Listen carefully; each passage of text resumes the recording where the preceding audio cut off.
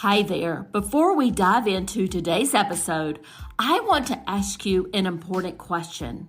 Are you wondering why your hard work isn't reflecting in your bank account? If so, I've got something that could change the game for you. With my Digital Product Accelerator one-on-one coaching program, I'm on a mission to help entrepreneurs like you bank consistent revenue without sacrificing your time or sanity. Imagine shifting from 90% client-facing work to enjoying consistent revenue from your digital products, all while reclaiming your time.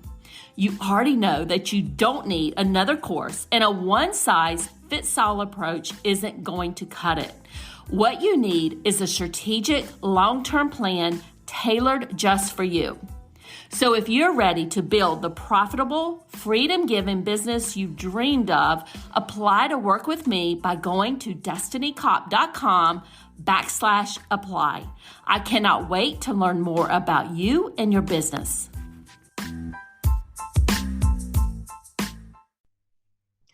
Welcome to the Course Creators MBA podcast. I'm your host, Destiny Cop. And in this podcast, we're covering actionable tips to grow your online course business. But before we begin, I want to let you know that this episode is sponsored by my free mini course, Course in a Box, which is your plug and play system with templates and videos to get your online course created. You can grab your free Course in the Box by going to destinycop.com, and I will make sure that this link is in the show notes. And today we are talking about 4 simple steps to get your website on the front page of Google. And my special guest here with me today is Melissa McGraw. She is a 20-year veteran of the fashion and consumer goods industry. She has written content and analyzed and reviewed SEO tactics for over 100,000 items that are currently sold on Amazon today. And as an adjunct professor at the Fashion Institute of Technology in New York City, she has her finger on the pulse of SEO trends and practices for creative businesses. And Melissa, as one college professor to another, welcome to the podcast. I'm so happy to be chatting with you today. Thanks, Destiny. I'm so excited to be here. Thanks for having me. Yeah, thank you. But before we begin and jump into our topic, could you tell us a little bit more about you and your journey? Yes, sure. I started in e-commerce about 10 years ago. And as you mentioned, I was a veteran of the fashion industry for over 20 years in New York City and fell into the world of e-commerce in, I guess now it's been 10 years, 2009, the recession was going on. It hit the fashion industry very, very hard. I wound up being out of a job, as well as many of my friends, colleagues, clients. We are all looking for work and all competing for the same job. So I knew something had to change. And I knew that the world of e-commerce the sky was the limit, and it really hadn't hit the fashion industry just yet, but I wanted to learn more about it. So I went back to school. I got my master's in digital marketing from NYU, and an opportunity with Amazon just kind of fell in my lap. And though it wasn't in the fashion industry, I knew, obviously, I didn't realize what Amazon was going to be today, that it is today. But I knew there was tremendous opportunity working with them and working with SEO, learning more about that topic, which I went to school for. So it was a perfect opportunity for me to have that transition. I'm so glad it happened because, as you mentioned, I've written over 100,000 product listings for SEO that are for products that are listed on Amazon today. So know a little thing or two about SEO. And I'm also working with private clients in both service-based businesses and product-based businesses, getting their sites found online. It's really important. There's over, I think, 1.9 million websites out there now, and there's a lot of competition. So you have to do whatever you can do to get your site found online. And that's where I come in. I can help you, or I can teach you how to do it yourself. So, I bet you when you were going to find work and something that fell in your lap, the Amazon, you had absolutely no idea that they were going to be as big as they are today. And Yeah. aren't they one of the biggest competitors of Google? Don't they kind of feel like they're competing against each other Yes. to some extent? Yes, absolutely. Yes. So we have course creators that are listening to this podcast, and and they're probably thinking, as I have thought in the past, and to some extent think this today too, is, I have my website out there. It's been out there for a few years, but it's not on the first page of Google or the front page or right at the beginning when people are searching on terms. Is it really obtainable, do you think, for small business owners like us to get our, website or our blog topics or podcast topics up there so people can actually see them when they're searching? Yes, it is obtainable. There is some work involved because let's face it, I'm probably one of them. 75% of people searching Google, and I'll just use Google as reference because it's 93% of search now. They're not going past the first page of Google. So you have to do everything that you can do to get on that first page because people aren't going past the first page. They're not even, I'm going to be honest, they're not even going past the first 5 results on the first page. If they're not seeing what they're looking for, they're doing what we call a query refinement. They're putting something else into Google to find what they're looking for. So I tell my clients the first step of getting found on Google is thinking about what you want to be known for when someone searches for your site, for your services on Google. Okay. So let's break this down a little bit more. And so what are some of the first steps and that we need to, that would be, easy for us as course creators? What are some of the first steps that we need to do to maybe revise our website or, if we're writing a blog post that we need to be thinking about to get our website up there on that first page or even, the first 3 or 4 listings that you mentioned? Absolutely. I think, as I mentioned, the first step is really thinking about what you want to be known for. And is that even in your site anywhere? Is it in your content? Is it in your blog post titles? Is it in your images? And I'll explain a little bit more how to do that. And that's what we call keyword research. Those are words or a series of phrases that you want to be known for when someone types into Google to find your business. And I'm going to say over 90% of clients that I've worked with, what they want to be known for, it's nowhere in their website at all. I had one client, she said, Melissa, I want to rank for my name. But I said to her, your name's nowhere on your site. Your first name might be on your about page, but not your full name. So no one's going to find you searching for your full name because it's nowhere on your site. So little things like that, you have to kind of retrain your brain, so to speak. You also have to think, for example, SEO in my world, if my own website. SEO is a broad term. There's a lot of competition, a lot of sites that might be ranking for SEO. You almost want, I hate to say it, even dumb it down a little bit. How would I get my website found on Google?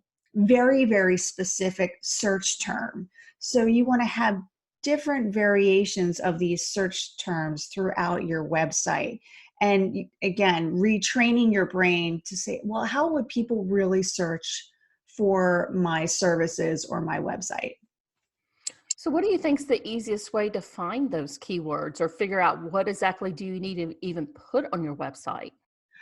You can start putting in, for example, if you offer courses for Photoshop, I'm just going to use that as an example. Sure. You can just type that into Google without even hitting the return key or the enter button on your keyboard or your laptop, you'll see a series of various keywords or phrases that pop up. Those are alternative keywords to what you just put in. That's what people are also searching. So those are just some ideas of keywords that people are searching for on Google. It's completely free. You can utilize them in your website. If you were to put the same query and hit return, if you go down, scroll down to the end of the results page, you'll see also similar searches or related searches to what you just typed into Google. Those are also keywords that you can use in your website because people are searching for those specifically. There's a lot of free keyword tools out there now that you can utilize just to get some ideas of variation keywords that you can put into your website. And if you just Google free keyword tools, you can kind of play around with each one of them. Some of them are free for a certain amount of data that it gives back to you. What is your favorite one? I happen to use SEMrush. It's a paid version, but you can utilize a free version of that. I love that software. I'm going to say there's one out there. It's very basic. And I did not name it, and I apologize. Hopefully it's keyword shitter. Okay. But you just put in your keyword and it's a brain dump of all of the keywords that are associated with that keyword. Very, very basic website, but it's great information. Google has also keywords everywhere. That can just go right into your browser. There's a lot of keywords tools out there. Again, apologize for the name, but that's it's just what it's what it's that's called. What it is. Yeah, exactly. So let's just say we've done our research. We know what search terms people are using for what we want to be known for, right? Obviously me, I want to be known for online courses, helping people with marketing their online course, that sort of thing. So I have all these keywords. What do I do on my website to make sure they're found? Obviously, I need to put them somewhere. Is there anything in particular that I need to keep in mind? You want to make sure that these keywords are utilized throughout your site whether if you have a blog component, for example, the blog titles, the images on your site or on your blog. Often, and I've done this in the past, you upload images to your website and it's named image123.jpg, or you utilize a free stock photo site and it's called unsplash12345.png file. Okay. That doesn't really help you in search whatsoever. I'm sure you don't want to be known for image123.jpg. Here's a chance to put in the keywords that you want to get known for and what you want your services or your site found for, just in the title name of your images. So if I'm going to just use Photoshop courses, and for example, you can even add a location element to it. For example, if you're in New York City, you could put Photoshop courses nyc.jpg. And that helps find your images in image search, because Google doesn't know that's a image of a cute puppy that you have on your website. You have to tell Google what that is. So most entrepreneurs skip this step when they're uploading images into their media library, no matter if they're using WordPress, Squarespace, Shopify, no matter what. It's changing those images. Really, really important. And if you are using WordPress, especially using the alt text field in the media library, if you go into the media library and you'll see a field called alt text, Shopify has it as well. You can add additional keywords or phrases into that field, and that also helps in image search. Okay, perfect. So let's just say that I, have my keywords, they're on my site, they're in my, I have them in alt text in my images. will Google automatically know that my website exists, or is there something else I need to do to make sure that they know it's there? Well, there is a free tool from Google. And to answer your question, Google sometimes knows that your site exists because if it's seeing it's getting a lot of traffic or what we call backlinks, other sites linking to yours, it's sharing your content, it may what we call index that page or take a snapshot of that page, the data that's on that page. So if someone is searching for something on Google, it will match your site, the algorithm, all that stuff. I'm not going to get too techy on it, but that's what it does. So Google doesn't necessarily know that you launched your site last week or you had a launch party for it. You have to tell Google what pages, what posts exist. And there is a free tool called Google Search Console that you can sign up for and verify your website with. Now, it's an easy process. Some feel it's a little too techy. I help clients sign up for it, etc.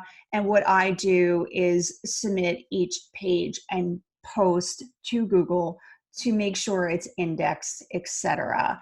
But it's something that you can do on your own each time that you have a blog post or you're submitting your homepage, about page, etc. to Google just to make sure it will know about your site. And that's a great free tool. Okay, well, that is very interesting. I was aware of it, but I guess the question that I have based on what you just said, whenever I launch a new blog post, do I need to go to that search console and let them know that it's there? Yes, absolutely. Oh, okay.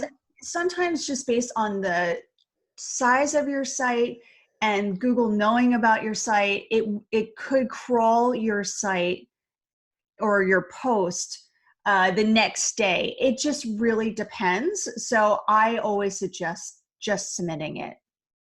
See, I learn something new every day. That's great. Yeah. So you mentioned backlinks in your conversation there. Can you tell us a little bit more about those and why they're important? It's a really important piece of the SEO strategy, and Google likes to see backlinks to your website. People sharing your content, they might have really loved this blog post that you wrote about and are linking back to your site, etc. Now, it doesn't mean the more backlinks you have, the more credible you are. They're looking at the valuable links itself, not just having links from any site that doesn't make sense. That's really a big no-no in Google's eyes now, and your site can be penalized for that.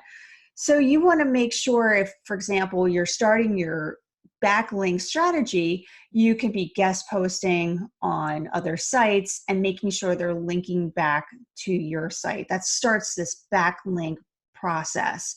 And as Google sees that you have more backlinks, it's giving you more credibility, or what we call domain authority.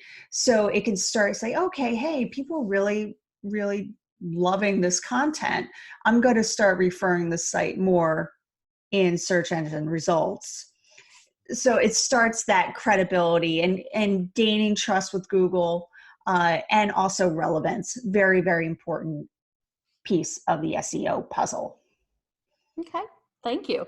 So let's just say we've done all the basics. We know what keywords people are using. We have them on our website.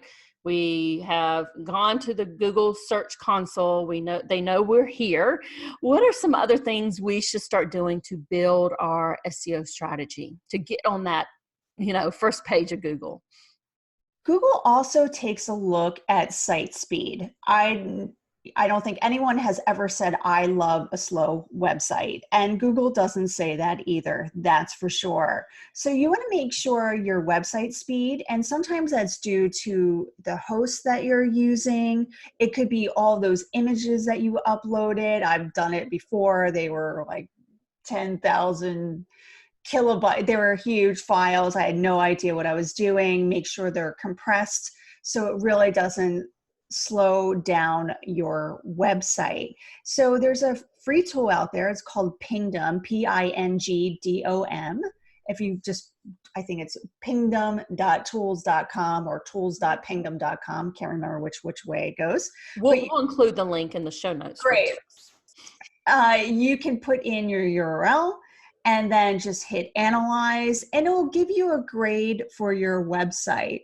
It'll tell you the site speed. It'll also show you some of the images that you uploaded and the size of the files. So you can immediately see which files might be the culprit of slowing your site down.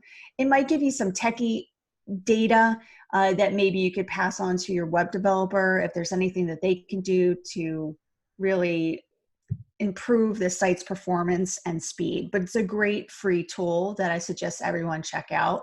You can check out your competitor sites too as well, see what's going on there. But it's, again, a great free tool that you can see how your site's doing. I think I'm going to go check on that as soon as we're done with our conversation. Great. Melissa, any last minute tips that you have for the course creators on who are listening to this podcast today? It's all about, when you're creating a course, what benefits are you going to provide with your course? Why would people need your course? And has to be written in your sales page, your website, wherever you're promoting your course. Really, really important for it to be found on Google. And that's obviously, especially if you have an evergreen course and you want people just to come and sign up for it. It's really, really important to think about the different types of keywords, what people would be searching for that specific topic. And as long as you have that in your titles, your content, your images, I think it will definitely increase your chances of getting found on Google. Perfect. Melissa, how can people find you?